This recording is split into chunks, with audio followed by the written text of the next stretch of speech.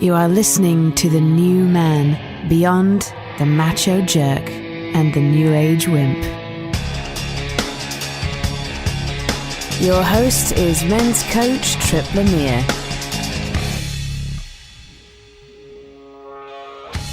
Have you hit a spot where things are good, but you want them to be better? Are you really just supposed to bust ass until you're an old man and then sit on that ass until you die? And what if feeling lost or uncertain about your future just means you're right on track? My buddy Marc David and I are here to discuss what many guys are asking themselves. I've gotten to this point. What do I do with my life now?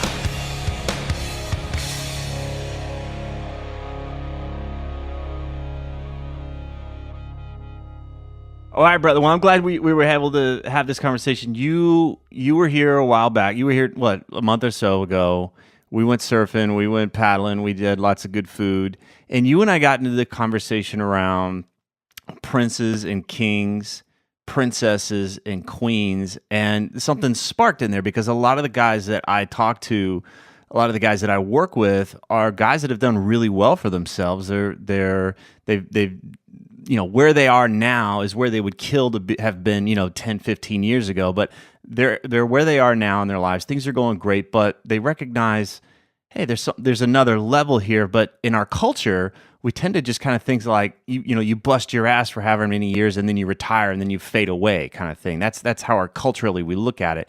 But when you were talking about princes and kings, you were using that terminology, it started to realize, there's another level where a guy matures, he reorients his life around some other values, and he's still vital, he's still very active, and he's still very creative. He's not just put out the pasture, but he's also not a young buck. He's not still, putting his nose to the grindstone and trying to prove himself and all that kind of stuff. So I was hoping we could get into that conversation today because a lot of those guys are suffering. They're thinking like, man, is there something wrong with me?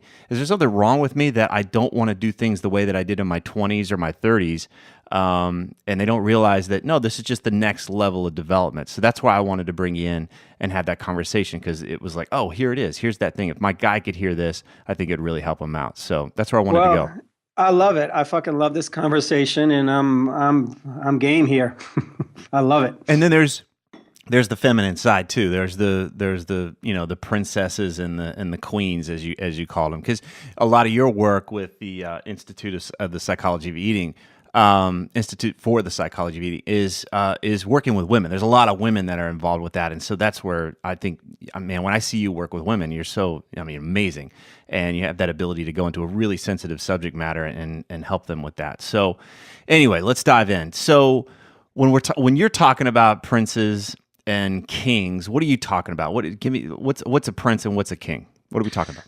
Great question. So here's the assumption. The assumption is that the world isn't as black and white as it seems, and that there's these things called archetypes. And archetypes were, described largely, we use that word because of a guy named Joseph Campbell who really made them popular, but before him it was Carl Jung.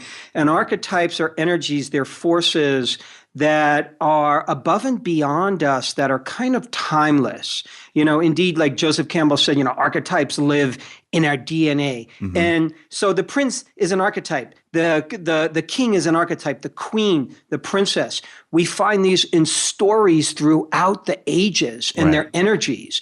And a prince, you think of this guy on a sword on a horse, and maybe you think of a king and this old dude with a beard sitting on a chair, on a throne, Right.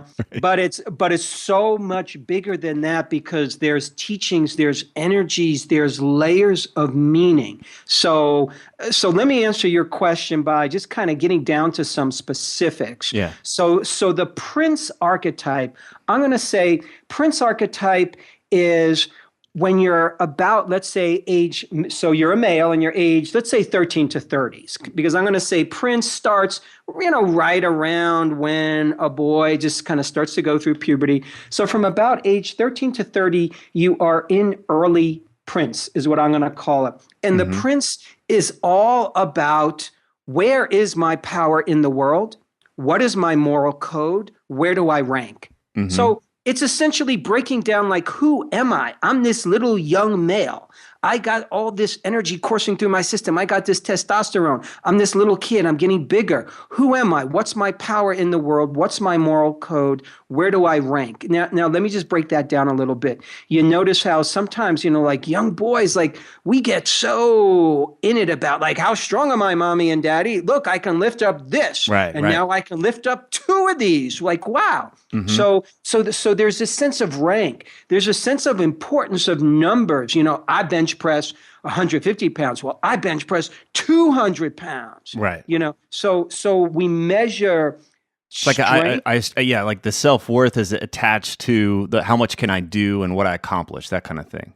Bingo. And because that's where the mind is, that's what the mind can do at that point. The mind can measure. So it's really cool when you learn how to measure stuff. And it's really cool when you take a test and you figure out where you rank. Now, we know when I say early princes, 13 to 30, think of all like the teenage boys or the 20-year-old boys, and they get into numbers, wow, how many girls did you kiss? How many girls did you bang? Right. So value starts to come from there. I just want to point out, some of the people who understand this kind of psychology the best are the marketers and the advertisers. I was thinking about the Army. The Army has this great tagline: be all that you can be in the Army. And what they do when they say that is they nail down the archetype in advertising in one line, because there's purpose and potential. What is your purpose? Well, okay, what's your potential? Well, be all you can be. There's your potential. Right. How? What's your purpose? You do it in the Army. Right. And you're also, the Army takes advantage of the fact that you have ranks, you have moral codes, and you get to go around the world and do all this stuff. Okay, great. So age 30 to 39, I'm going to call late prince. And whereas previously the early prince is asking, where is my power? What is my moral code? Where do I rank? The late prince, approximately age 30 to 39. Right. Now that I've started to find these things in myself, I know who I am. Wow, my power is in how smart I am. So I'm a prince scholar. My power is in what a great athlete I am. I'm a warrior prince. So then it becomes, how do I use my power in the world? How do I use my moral code? So I got to start laying this out, man, because I gotta have things. I need a car. Maybe I'm going to get married, but I need stuff. Right. And I'm wanting to express in the world. I'm wanting to show myself. I'm wanting to show the world what I could do. So I want to show that I matter. That I matter. And that here I am, I'm using it. So absolutely. So, but here's the little twist, Tripp, in this piece about, I want to show that I matter.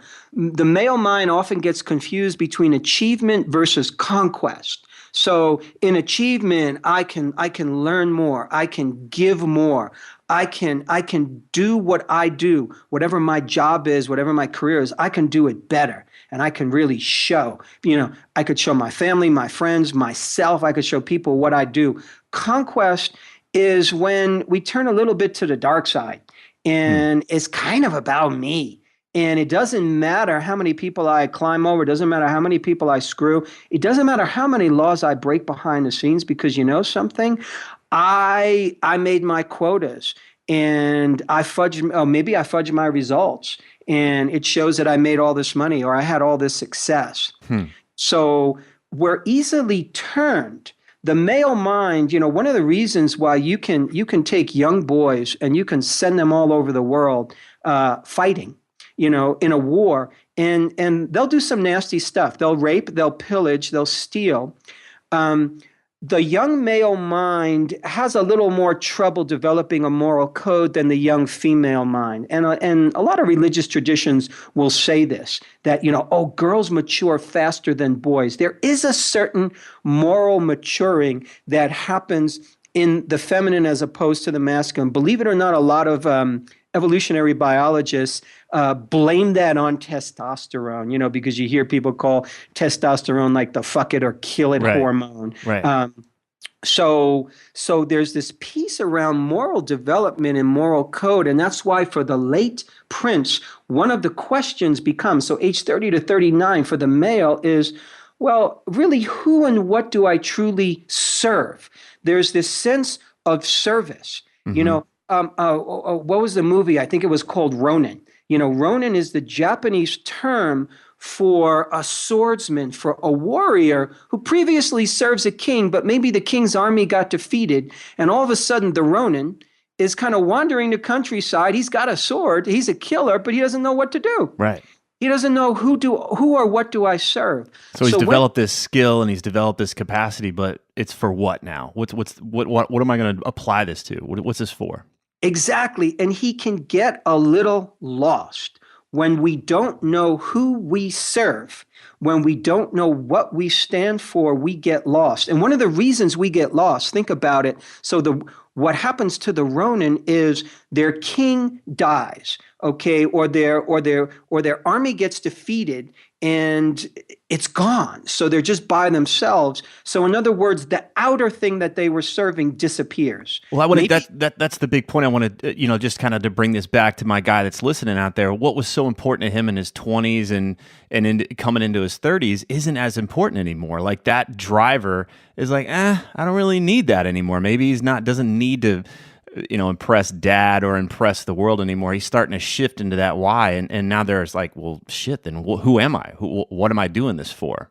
Beautifully put, beautifully put. And what's great about that is there's nothing wrong with this part of the journey, even though it feels uncomfortable, because it's a time release transformation. Archetypes are time release transformation. So we naturally age. That is time release transformation. We naturally, if we pay attention at the wheel, you could become a better driver. You could become a better person. We have time release learning and wisdom. So all of a sudden, age 30 to 39, especially as you hit your late 30s, it's like, what's it all for? I'm not serving the man anymore because that didn't quite work. Right. Now, but I just want to come back to what you said about it feeling lost, because as guys, so many of us were trying to avoid looking weak, and we certainly don't want to feel weak. There's that part of us that we were weak when we were kids, and like, I'm never going back to that kid that was, crying in front of everybody, got embarrassed. I never want to appear weak. That's when people can attack me.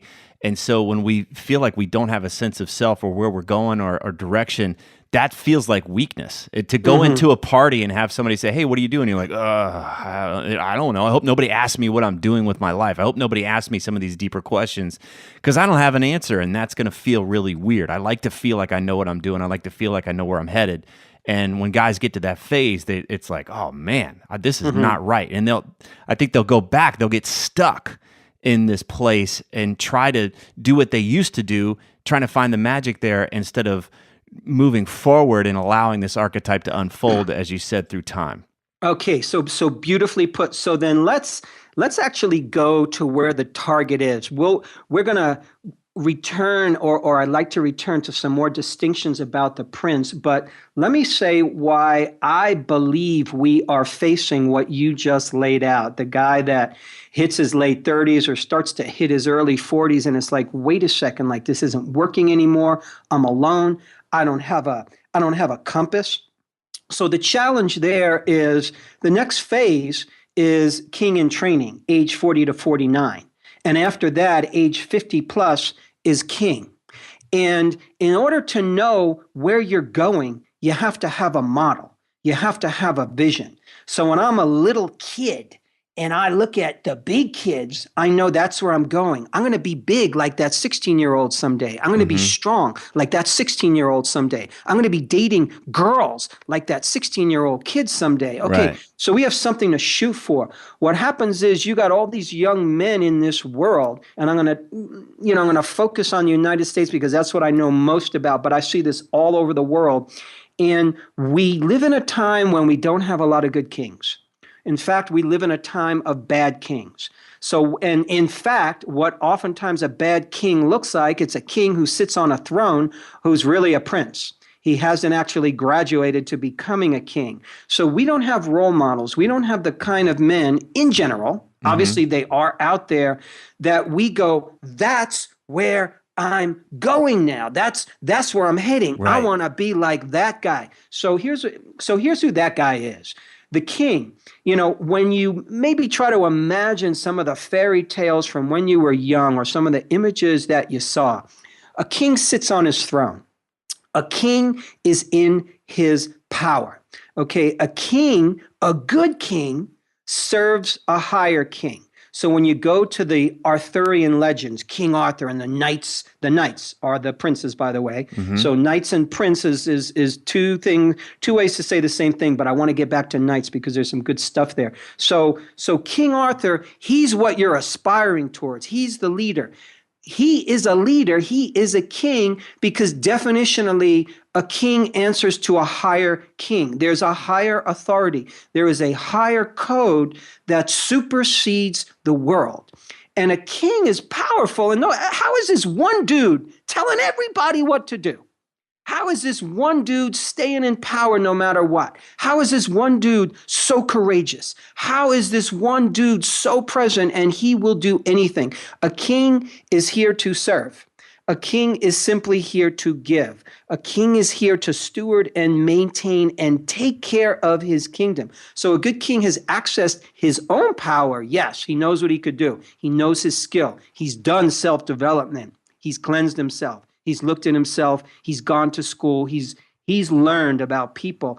And now he's delivering. He's giving his gifts, but he's following a code that's higher than the normal human code. So he's not looking to get over on people. I'm talking about a good king right now. He's not looking to get over on people. A good king is not looking to have even a bigger kingdom and then a bigger kingdom. And I'm going to have a bigger kingdom by kicking ass on your kingdom. That's a bad king. Right. So bad kings in this world are drunk on their power. Bad kings in this world, they serve themselves. So they're using their power. They're using their money. They're using their resource. They're using their smarts to manipulate. They're using their smarts to own the 99% of the world. And that's what we see. Right. Yeah. That's what's good. And you're saying the good king is connected to, he understands that he's here to serve something much larger than himself, that he's a vessel for that. And that's where the joy, that's where the fulfillment comes from. A lot of the guys that I talk to, I want to do something with meaning. I spent my 20s, my 30s chasing money, chasing ass, like proving this, proving that, and it was empty. Those were hollow victories. Now I want to serve something. I actually want to create something with impact, with meaning. Well, here it is. This is serving something larger than ourselves, but also doing what's going to fulfill us. We're not a martyr in that way. So this is where it becomes around, how can I serve? How can I give? Where's that enjoyment going to come from? And the guy that's only looking at himself and only looking after himself and also playing defense, right? He's only protecting himself. He's only thinking about himself and making sure he doesn't look bad and all that kind of stuff, playing defense all the time. That's the bad version. That's the unhealthy version. Bingo. And in order to go on offense at that point, you can't use the same strategies you used as a prince. Because in order to find my higher service, what am I really here to do that's bigger than me? We have to find that place inside of us. Previously, a prince, 0 to 39, a prince is looking to the outside world. Tell me what to do. Yeah. What gives me value? Oh, money gives me value. Oh, chicks give me value. Oh, this or that, this kind of job. We're looking to the outside world. Or even like, oh, that guy's doing that well. I want to see if I can beat him. Right? It's still this external comparison. I'm going to feel better about myself compared to how this other guy's doing. 100%. And that's where the game has to change. We have to go within. You even think of the term a king ascends the throne. We ascend the throne. You don't hear the term, oh yeah, I was given the throne. And then when you hear stories about, the king dies and the young prince ascends the throne, there's always nonsense that happens. This one tries to bump him off and that one really is in control. The bottom line is, in order to ascend the throne, we have to work at it. You got to do a little climbing. You got to do a little digging. Go watch the movie The Lion King. He's a prince. His dad dies. So all of a sudden he's got no direction and he doesn't know what to do. And he ends up hanging around with a bunch of little animals eating insects.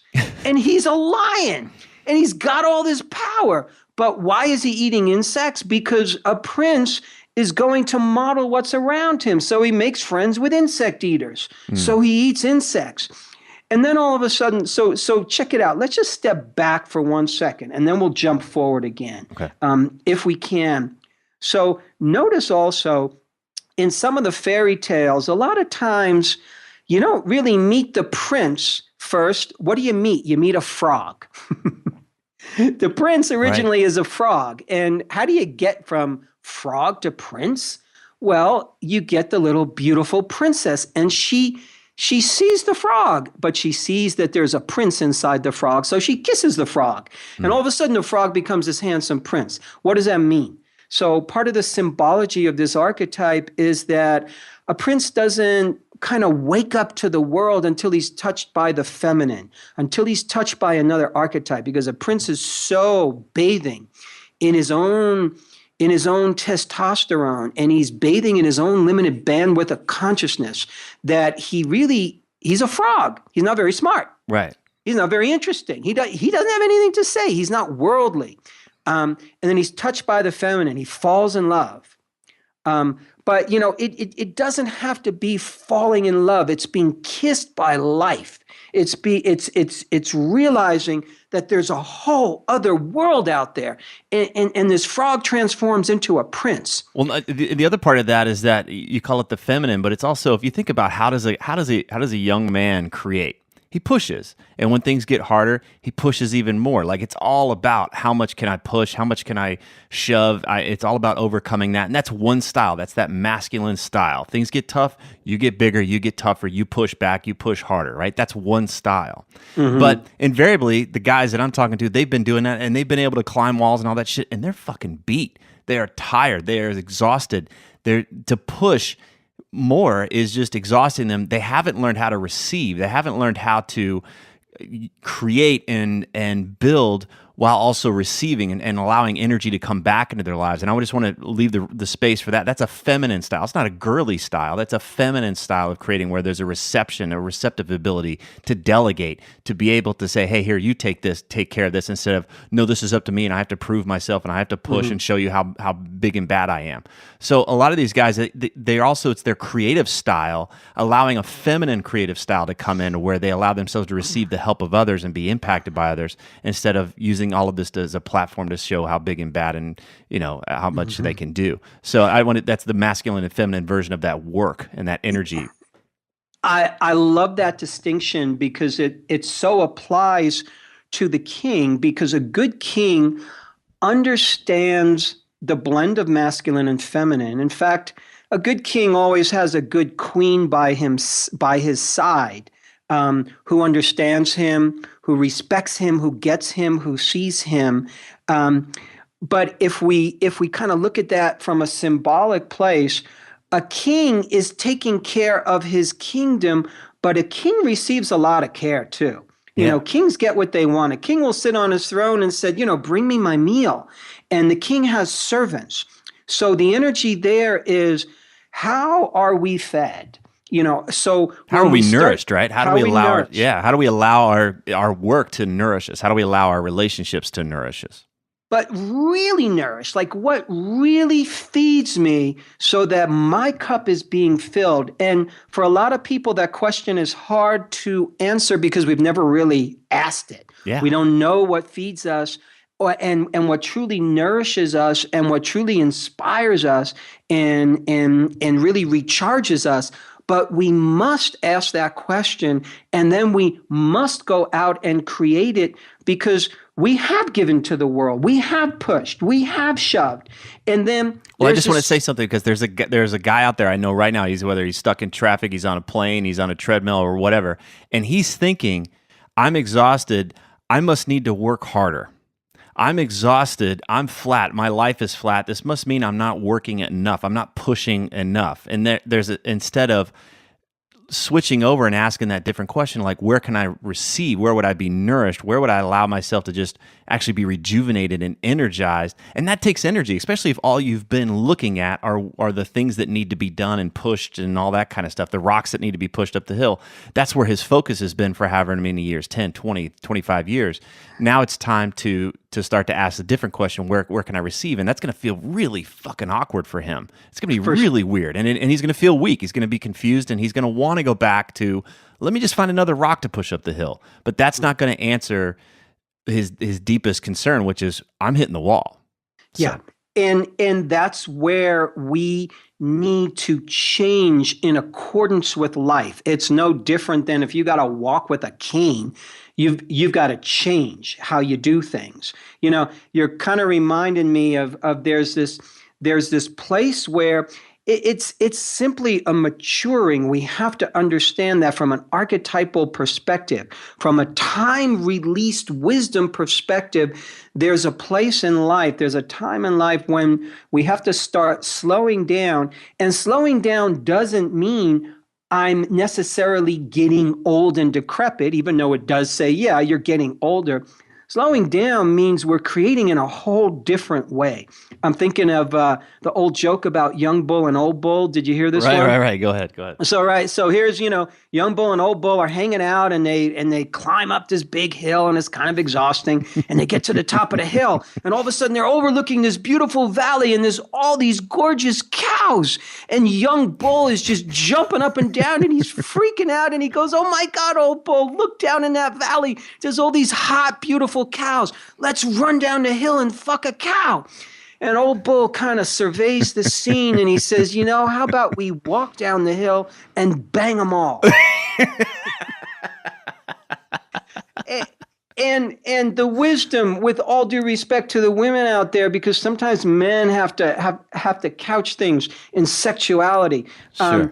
But it's like, it's when you get older, you can create with the move of a hand. You can create with saying one word, with one sentence. Right. You can sometimes move people. You can move mountains. Right. That's because you're understanding your power. So a lot of times when we stop all the force and push and shove. So for the guys out there who feel like you've hit the wall and you don't want to have to push again, but you think you have to push again in order to recapture the glory that you had in your 20s or that you thought you had in your 30s. No, it's actually about slowing down, and it's about assessing your power, and it's about kind of doing a deep dive. Yeah. Really, it's a deep dive into self. And you know something? That's a scary process. It is scary. Yeah. Because I've been focused on the outer world. I've been focused on my wife, my kids, my career. I've been focused out there. And maybe I've done okay out there, but that's where my focus has been. And now I got to turn my focus inwards. And in a strange way, now the work begins. It's a different flavor of work. Right. But if we can attack that work, if we can go at that work with the same rigor and the same strength and the same mojo that we did, trying to climb the ladder, we find something good. We find our values. We find what we're here for, like our real purpose. Yeah. When I met you, I was going through this process. I was going through one of these stages, and I really wanted the plan. I wanted the certainty. I wanted this thing, like I got it all worked out, and this is what I'm going to do, and I'm going to kick some ass. And I remember it was like almost every 6 weeks, I felt like I'd just fall down on my face, and I was like, man, what is wrong with me? I'm never gonna amount to anything. I'm never gonna make any more money. It was really a scary time, and especially as a guy, like I'd been so successful, I'd been able to create so many things in my life, and the life that I wanted, and then to just feel really powerless, like not feel very powerful or vital, was really scary for me.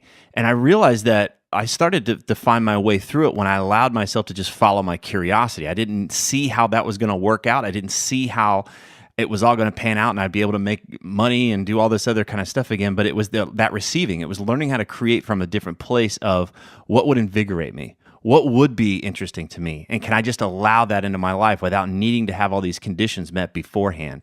And that was the pathway through, and it led me right into uncertainty. Right into it, instead of here's the path that's all laid out. Somebody wrote it in a book, and all you got to do is steps 1, 2, 3, 4, 5. It was no, you're going to go right into uncertainty, and you're going to follow the things that basically you're building a little fire as you go. You're going to add a little fuel, you're going to add a little air as you go, and that's how you build the fire. But man, it was going through, like Joseph Campbell said, right into the darkest area of the forest, and developing your own path instead of somebody else's. But that receptive quality, what would invigorate me? What's the thing that would have me feel more alive today? And it took rigor. It took discipline. It was so much easier to want to just go and follow somebody else's thing. But there was a real discipline to that. I thanks for sharing that. Like There's a couple of things that come to mind when you say that, and you said, I allow myself to follow my curiosity. Curiosity is another way of saying I allow myself to follow what's inside me. Right. I allow myself to follow the creative urge in me, even though there's no certainty. By the way, uncertainty, I feel, is so vastly underrated. And it is so underrated, and it's like the freaking boogeyman to people. Oh, yeah. Because we want certainty. And if you look around, there ain't none. Might you have times when you have more of it? Sure. Might you have times when you think you have more of it? Absolutely. But when you get down and dirty, you realize that there is no certainty. You might not live past this podcast. Who knows what's going to happen? And we are so hungry for that certainty that we will stop ourselves and we will stunt our own growth in order to be safe. Now, there's another piece when you think of all the old stories with kings and queens and princes and princesses and knights and all that kind of stuff. There's this thing they call the gauntlet, and a lot of times they will put the man, the prince, through the gauntlet. And it's all these like crazy, like this big machine that has all these like moving swords and hatchets and stuff. And the gauntlet ain't just the gauntlet. It ain't that weird looking machine. The gauntlet is your life. The gauntlet is these times when you go, oh my God, my life isn't what it used to be. My life has to change. I don't have a roadmap. I'm looking at this crazy contraption in front of me, i.e. this uncertainty that it looks like it's going to kill me. Right. It looks like I'm going to get my head chopped off. Like, this is impossible. But then the man aims all his power. He looks. What does he do before he goes to the gauntlet? He studies it. He studies it like a fiend. He watches and he sums up all his courage. And that's what we have to do. We have to examine my curiosity. Try it out. Take a step forward. Whoa, too soon. Okay, great. Here's where that led me to. And then you got through a third of the gauntlet. And then you're looking around some more. So there's something about understanding that, there is a strange kind of danger here. Yeah. And this is hard. This is a birthing process. Study the birthing process, for goodness sake, or watch it. There's a screaming lady. There's a screaming baby trying to fit out of this tiny hole. There's a dad who's freaking out on the other side. It ain't easy. It ain't easy. No. And that's how we all came into the world, right? Well, I just want to say, but that's where I can imagine there's this option for the guy, right? He's hit this place in his life. He's confused. There's uncertainty ahead. And it's easy for him to just keep looking in the rearview mirror. Well, I must be doing this wrong. I must have left something back there instead of recognizing, oh no, this is the path forward. It's to recognize uncertainty is going to come. That doesn't mean something's wrong. It just means this is the next step. This is the next phase of the development. Instead of thinking there's something wrong, I need to go back and redo it, what I've done, and try to do it again differently. But that's still just doing the same shit. We're not growing. We're not, and it's not going to be fulfilling. It's not going to satisfy that deeper part of himself. So being willing to go through that uncertainty and learn how to create in a new way, in a receptive way, in an invigorating way, in a more powerful way, is what we're talking about here. I just want to kind of wrap that up. Okay, so keep going. Yeah, 100%. And that's what qualifies us to start stepping into kinghood, because in a way, let's just say, let's postulate here that for a man, the name of the game, the long-range game, is to step into your kinghood. Think of men saying, yeah, I want to do my job and then I want to retire. Like, that was old school. And retiring in the old school universe, that was the way of becoming a king. Okay, now I'm hanging out at the house and here's my grandkids. I got my watch. Yeah, give me the watch, and it's like I'm okay now, and I get dinner made, and I got my pension, and that's the poor man's kinghood. That's a false kinghood that the world has given us, because oftentimes the world wants to keep people not necessarily in their power, because if you're in your power, you're not as good of a consumer. You're not going to buy a lot of shit. If you're in more pain, if you're in more suffering, you'll buy stuff. You're easily controlled. You're easily manipulated. Kings are not easily manipulated. Well, that false king, that he's a weak guy. I mean, he's sitting in the chair. He's watching TV all day. He's not creating. He's not leading. He's not supporting others. He's just kind of out to pasture at that point. And that's kind of the dichotomy we're in. It's like you either bust your ass until you hit that finish line and then you're done. You're fucking wasted. Instead of, okay, here's this. What I love we're talking about now is like what it really means to be a king. So go ahead. So what it really means to be a king is that you have claimed your throne. You have gone through the gauntlet. And now when you sit in your king's chair, what happens is that creation happens much quickly around you, and you can direct creation. You can say, please, I need this, or please do that, or okay, we're going to roll out this project. We're going to do this thing. There's a way that a king sits in his power, and because he's serving a higher king, he has a service. He has something that he gives to the world. So a king has a big gift with a capital G. What is it for you? That's the question. What is my gift for the world? What is my talent? Here's where the mystical comes in. You know, I give you, I have $100, I give you $50. According to the world, I got 100, I give you 50, I got 50 left, and you got 50 of my $50. And that makes perfect sense. And that's how princes kind of break things down.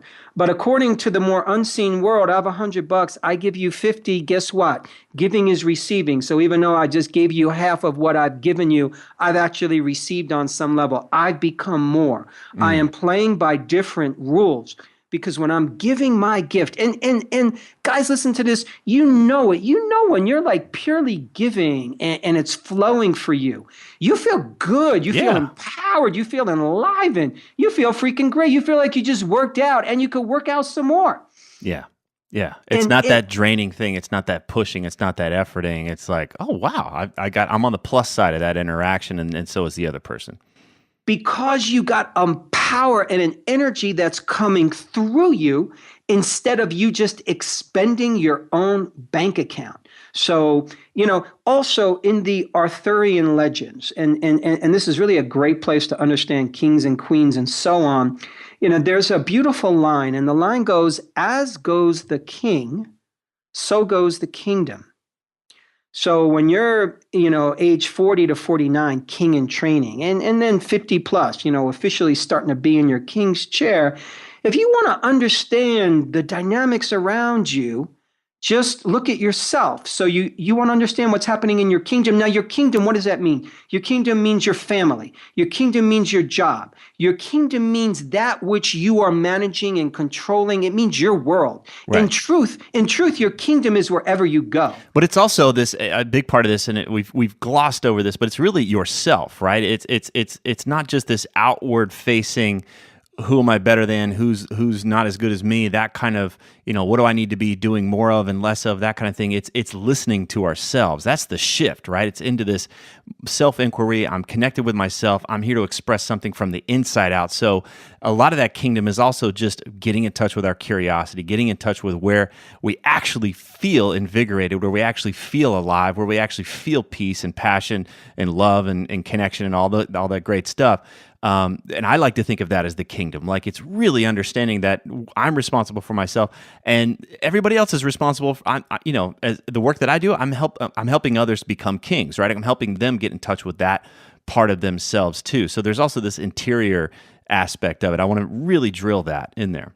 Oh, 100%. And that interior part, which is where it all originates from, will then largely determine what's going on around you. Right. So when King Arthur is depressed, when King Arthur loses his confidence, when King Arthur loses his connection with the higher king, his kingdom becomes dark, it becomes black, and it loses all its money, and it's starving because he's not in his power.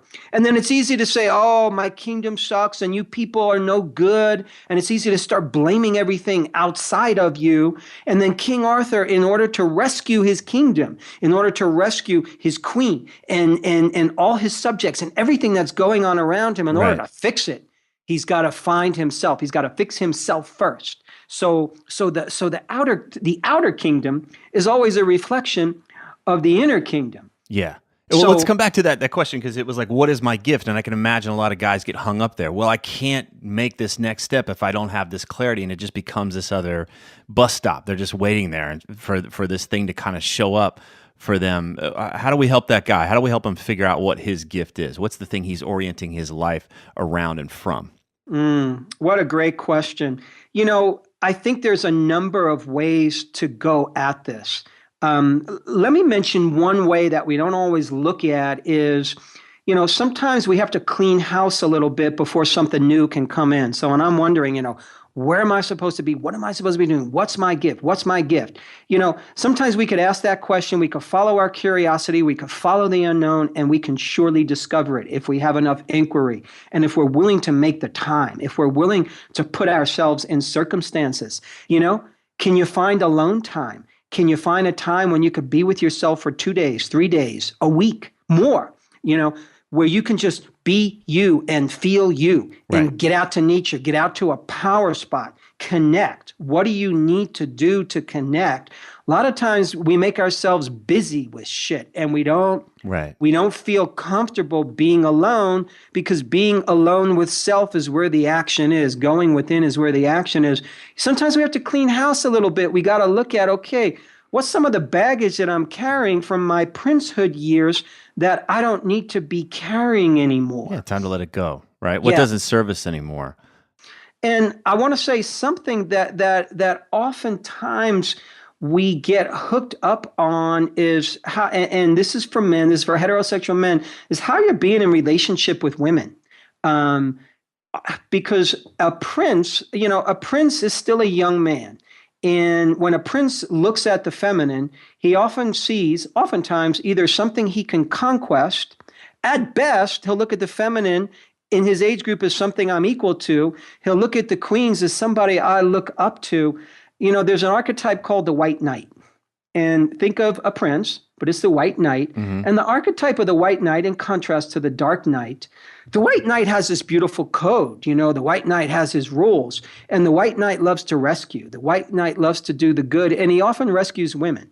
And rescuing women means I got to save women. I got to do things for women. I look up to women. I put women on a pedestal. And a lot of guys, when they're young, they find that the way to get the girl is to give her a lot of stuff and save her and try to fix her and take the damaged ones. And it never quite works out. Yeah, they're always looking for the fixer-upper and the wounded bird, right? But it's never really empowering if you're rescuing somebody. You're never really empowering somebody. You're just, they're still reinforcing that they're powerless. Yes, and when we're doing that, what we're really doing is we're trying to save our own mother. And that's a bit psychological, but we haven't really stepped out of our mother's house. Yeah. And oftentimes there is a place where we need to step into our adulthood. There's a place where we make a shift, and you realize that you are no longer the child of your parents. A lot of us are still living in our 30s, our 40s, our 50s, and more. We're still living in reaction to our upbringing. Right. I hate my father. I'm so pissed at my mother. He did this. She did that. If only this, if only that. And at some point, and this is just what I've observed about personal growth over the years, until you graduate from having your parents be wrong. Another way is to say forgive your parents. If you don't like forgiving your parents, until you become equals with your parents, you stop seeing them as these people that did a shit job. And it doesn't matter how bad they were, and I'm sure you had the challenges in your upbringing, but until you start to see them as two humans who did the best they could with what they had. Yeah, maybe they screwed up. Okay, I get it. I've screwed up too. And now I can be equal because I'm an adult also, and I understand those adult mistakes. And you're not living in reaction. You're not being a child anymore. So you're cleansing out the last remaining little prince pieces that's in there that are holding you back. Right. And I needed my parents to be this way. I need them to be that way. That's part of where we cling to princehood instead of stepping into our own. It's like, well, that was the way things were. Now, how am I going to respond? How am I going to create from this place? And that impacts, as you said, the relationships we have with women. Bingo. And we have to stop blaming the world. We have to stop blaming our parents. Might I want to be, inclined to do that? Sure. But imagine if you're writing a fairy tale and you want to have the most empowered king sitting in his throne. Do you want a king who's sitting there saying, okay, kingdom, before I tell you what to do, I just got to say, God, did I have a lousy upbringing? And my mother really sucked. And is there a therapist in this kingdom? I'm sorry, I just can't lead today because I'm having, I had a flashback of what happened when I was 10 and it's just exactly. Nobody's going to freaking follow you, Right. And here's another thing. Here's another piece. And Tripp, you brought this up before when you were sharing about your own journey, and you said, yeah, I started following my own curiosity. Sometimes when you follow your curiosity, what starts to happen is it leads you to a little gold. It leads you to a dream. It leads you to a vision. Yeah. But, it comes in pieces. That's why, we have these beautiful tales of treasure hunts, because it is a treasure hunt and you don't know what you're going to find along the way. Lord of the Rings, they're always going on these adventures and you don't know what's going to happen next. Right. And, look at one of the great kings of our time, a true king, interestingly enough, was Martin Luther King. Martin Luther King, he knew he was a marked man. He had a cause. He was serving something greater than himself. And notice in this world that when you become a powerful king, I want you to know something. You become a dangerous person. You polarize people. You will polarize. There will be people who start to hate you like never before. There will be people who start to love you like never before. You will get attention. You have to know that you're not going to just be this good little prince, this white knight that everybody loves. Right. The Dark Knight. So the Dark Knight doesn't really have a moral code. The Dark Knight wants to conquer with violence and deceit, goes to the beat of his own drummer. He's kind of here to destroy, to hurt women. The positive side of the Dark Knight is the Dark Knight isn't afraid to go to the beat of his own drummer, and he's not afraid to be the bad guy. Now, how do you integrate that into a full-on human king?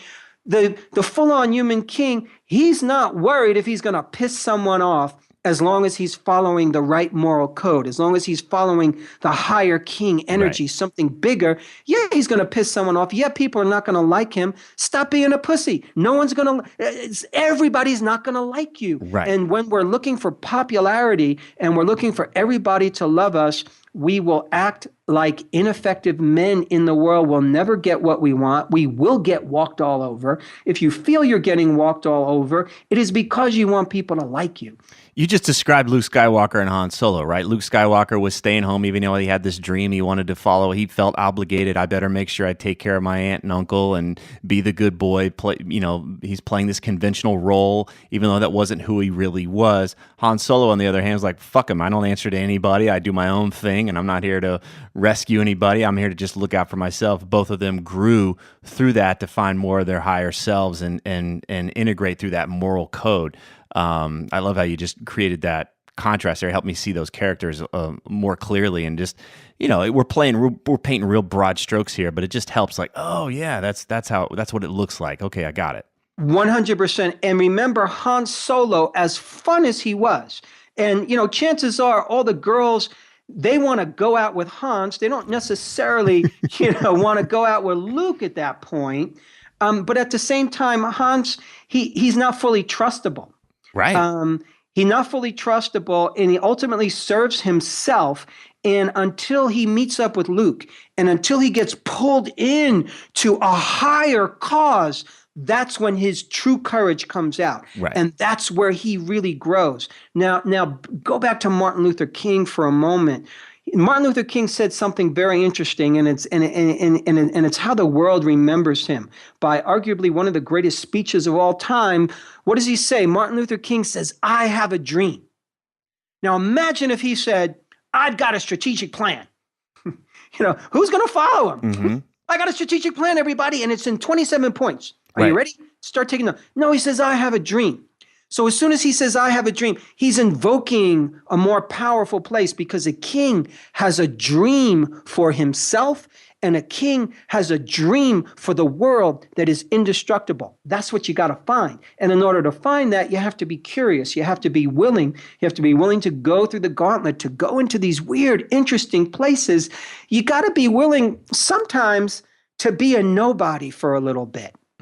Well, I think that's it, right? I was working with a coach a few weeks ago, and she was like, I don't see my superpower. I don't see the thing that I do. And she was looking for like the skill, like, here's this thing that I do. And I spend an hour with somebody, and then there's this thing that I do. And I was like, that's not your superpower. Your superpower is that you have a gift to give. Just by being with you and being around you elevates that person. It calls that person to hang out in a different level of their own consciousness. They see their life from a different perspective. They see their problems from a different perspective. They're able to solve their own fucking problems from that perspective. You don't have to do anything. So your gift, and I say this to the guys out there, is just really cultivating yourself in that way. What is it that I really care? When I'm not trying to be the conventional guy, when I'm not trying to play a role, when I'm not just trying to be successful, when I'm not just trying to be liked, when you're willing to start to step beyond that, and who am I really? What do I really care about? That's the world, and that's the gift, right? That's where you're starting to go into this place of what do I really care about? Because just hanging around, like I've been in rooms, shit, our men's group was like that. Like to be in a room with guys that are living into their power in that way is like, whoa, you feel the hair on your neck stand up. It's like, wow, this is really powerful. I'm not the same guy. When I get around those people, it calls me up to a different level, and that's a gift in and of itself. It may not be this skill necessarily. It may not be this, you have this new idea and this new way of articulating the world or molecular biology or anything like that. It's just simply your way of being can be a gift. And, thanks for saying that, because we tend to devalue that. And we tend to not see how incredible that really is, because we're looking for the something special, because the world tends to train men. It trains men that, and it's a very subtle tell me what to do, right? Tell me what to do. Right. But here's the one thing, so who are the men that we all worship? We're worshiping the athletes, we're worshiping the actors, and we worship oftentimes the businessmen who just make a lot of money. Yeah, I guarantee you, ask 50 guys what Warren Buffett does to make his gazillions. Nobody knows what he does. Okay, maybe you know what Richard Branson does, but you really don't know what he does day to day to day. We just know he's got a lot of money, or he's a famous athlete, or he's a famous actor. So yeah, they got this one thing that it seems they do that, okay, well, I maybe have to do that. And it's so different for each one of us. And there's where we sometimes have to face our own terror.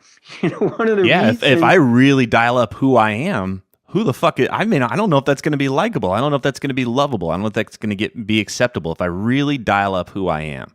Mm-hmm. And we have to be willing to face the fear of that and the terror of that, because that is part of the gauntlet. Right. You have to move through your fears. So the fear is, I don't have a gift. The fear is, I won't make it. The fear is, I'm going to continue in the same spin cycle and life is going to suck. The fear is, there really is nothing there. And you see, this part of me was right. I am worthless. So that's the fear right there. And that's a primal fear. You didn't invent that fear. We didn't invent that fear. I didn't invent that fear. It exists. It's been in humankind for eons of time. And that's part of the gauntlet that we have to overcome. So what I'm saying is, really when we start to turn that corner and look inward and ask the question, why am I here? What is my true purpose? What's the next level of the game? And if I want to step into my kinghood, what is my unique gift in the world? We're going to have to face some demons. Mm-hmm. We're going to have to face our fear. And that's when you have to now use all of your little warrior training and all your prince training. That's when you have to use everything that you know to navigate this unknown turf. Because we see so many times the hero is confronted with the unknown. The hero doesn't know how he is going to overcome, but he moves forward anyway. And I'm amazed at how many guys just don't get that. We see it so often in the movies. We see it. It's in our entertainment culture, And yet so many guys, I'm like, yeah, I know I need to make a big change, but I want to make a lateral move. Like they think there's this thing like I can just go, oh, I'll press a button and click, and now I've got this and a new business card, and that's what I'm doing. And it's like, really? You think it's that fucking easy? You think that there's just this thing? It's not impossible. And normally it's just a 5, 10, 15 degree shift from where they are, but they really think that there's just this, I can make a lateral move and that's it. That's gonna actually satisfy this inner part of me, instead of the willingness to say it's gonna be this meandering, weird uncertainty. It all makes sense when you look in the rearview mirror. It's like, oh, I see how the pieces fit together on that treasure hunt. But yeah, it's like, oh, you mean I have to go into uncertainty? Oh, well, I don't know if I want to do that. And that's where so many guys get hung up. They don't answer the call. They don't head into uncertainty. I love the term "answer the call," and there's a question that I like to ask, and it could very well be one of the most important questions you ever ask yourself, and it's a question to ask arguably every day, but especially at these important transition times. And the question is simply this: where is life calling me? Where is life calling you? Now, notice the question is not, what am I supposed to do? What is my gift? And those are good questions too. But when I ask the question, where is life calling me? Put a capital L on life, because the question implies that there is something bigger. There's a grander intelligence going on. This is a time when it's really good to look in the mirror with yourself and begin to understand what you believe, to begin to come to grips with what you believe about the world. If you don't believe in something bigger than yourself, then you're going to have to constantly be squeezing out of your own brain and your own body, and that gets exhausting. You're going to be a sponge and you're going to be dry. Right. Something smarter than you created you. Something bigger than me and you created all this. When I ask, where is life calling me? There's a wisdom to life. You got to look at your own life. And I'm just saying this to the younger guys. So I'm 56. I'm at a point in my life. I've been through it all in terms of the struggles, in terms of wanting to kill myself, in terms of feeling worthless and useless, and staying on the course and asking the questions and staying with my gifts and looking for, who am I? Where am I? What am I supposed to be doing? Tapping into something greater. I'm at the point in my life where my business makes millions, is successful. I'm a little drained and tired. I work hard, but I get to create things, and I get to see things happen around me. And I'm always asking the question, where is life calling me? Because then I get to answer it. I get to see if there's a higher wisdom out there, what is it saying? And you look for clues, for goodness sake. You look for clues about where you're being pointed to. And then you have the courage, hopefully, to follow those clues. And I think when we do that, there's a magic that starts to happen. That's the other thing about all the old fairy tales and kings and queens and princes. There's always magic floating around somewhere. Yeah. And it seems like we live in a time when the magic gets sucked out of us. It's like Tripp, I love when you and I hang out and you have magic in your life. You love creating magic. You can go out to the ocean and experience magic. You can go out to eat and you're experiencing magic. And it's that magic of the world that feeds us and that actually nourishes us. So, and the magic of the world is endless if you start to notice it, because not only does the magic of the world work when it comes to like girls or food or money or career, but the magic of the world, there's so many layers to it, and it'll guide us, really. Yeah. But we have to kind of play with it, and we have to kind of ask the questions, I think. And to let go, right? And to relax a bit and to trust, like, okay, if I want magic in my life, as you said, I got to create the space. I got to create space for that kind of thing to happen. It doesn't happen when we're busting ass 12 hours a day and we don't play and we don't have connection and we don't do some of these other things. The things you described where you said I had magic in my life. That happens when I create the space for it. I can't control what's going to happen in those places. We can't control, but we can leave the space for that to happen. It's intentional. It's not, let me go get stoned and sit on the couch all day kind of space. It is, where can I go be with the best people I can be with? Where can I go do the activities that actually have me nourished, feel nourished and invigorated? So that's the difference there. Instead of how can I check out and how can I numb myself because everything's wearing me out and I'm tired from it. So right, that's what happens to so many guys. They go, "Oh my God, this is too hard. I'm going to just go back to the frog stage." Right. So sitting on the couch, drinking beer, getting lazy, losing your focus, that is literally saying, "Okay, I will now regress to becoming a frog." I think it's also important for men to understand that there's going to be a tendency to blame yourself. There's going to be a tendency for self-pity. There's going to be a tendency to think, shit, I can't do this. He's doing it. I can't do it. What am I doing wrong? I want you to know something. The world isn't rolling out the red carpet for you on this one. The world doesn't make it easy. I wish it did make it easier. Yeah. The world isn't sitting around going, "Hey, young man, here it is for you. We're going to give you everything you need to discover your purpose. We're going to support you in finding your true power."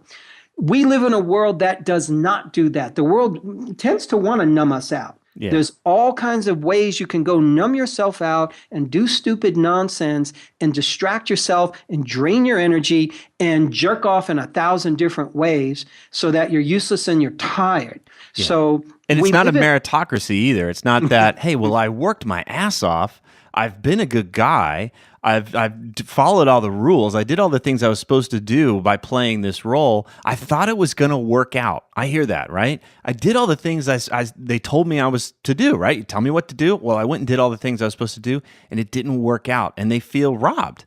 They don't realize that, well, there's this piece that only you drive. It doesn't come from following the rules and following all the checking all the boxes. That's how we check out from our own experience. That's how we leave ourselves and we abandon this process. So it doesn't equate, well, if I did a good job according to someone else, that I would get, the red carpet here. That's not how it works. Yes, and thanks so much for saying that, because I think right there, if we just push the pause button there for a moment, it is that place that's a powerful inflection point. That's a potential change point. And when we hit that point where we go, oh shit, it didn't work out the way I thought. I did all the right things, and now it's not happening. So we could either sink down, we could either go back into frog stage, we can go into lethargy, or we can go to someplace else, but that someplace else we really don't know what it is. Think of it like this. Think of it like the caterpillar going into the cocoon. The reality is you've been a caterpillar, and the caterpillar does this really interesting thing. It spins this cocoon, and it spins a cocoon and it goes inside the cocoon. Now, I'll tell you, because I've done this, I've studied caterpillars and cocoons when I was a kid at various stages. When that caterpillar goes inside the cocoon, now I'm told it comes out a butterfly, but if you kind of chop that cocoon open halfway through, you know what you find inside? You find unidentifiable mush. Oh. There is no caterpillar and there's no freaking butterfly. It is actually this mush of undifferentiated tissue. Right. Halfway through. So what I'm trying to say is that there's a point where you have to go into your cocoon, where you have to go within.